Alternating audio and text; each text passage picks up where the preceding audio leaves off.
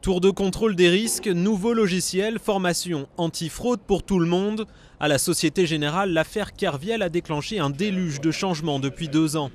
Au total, 150 millions d'euros ont été investis, l'équivalent de 15% du bénéfice de l'année dernière.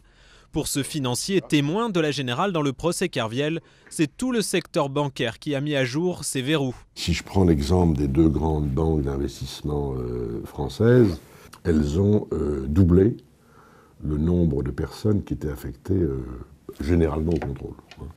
C'est ce cabinet de conseil qui a aidé la Société Générale à se réorganiser.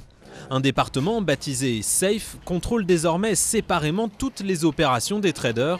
Une révolution culturelle. Le métier de contrôleur a gagné en salaire, en indépendance et en prestige. Aujourd'hui, passer un moment de sa carrière dans une filière risque ou dans une filière contrôle, ça fait partie, on va dire, du parcours classique et intéressant pour avoir une carrière complète et les tremplins qu'il faut dans le monde bancaire. En 2007, Jérôme Kerviel avait entré des opérations fictives dans les systèmes pour dissimuler ses paris.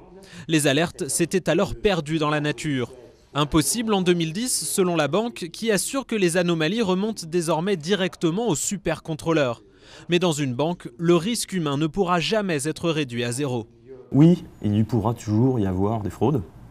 Maintenant, avec le renforcement et les investissements qui sont faits sur le renforcement des dispositifs de contrôle, c'est vrai qu'il sera toujours de plus en plus difficile de passer à travers.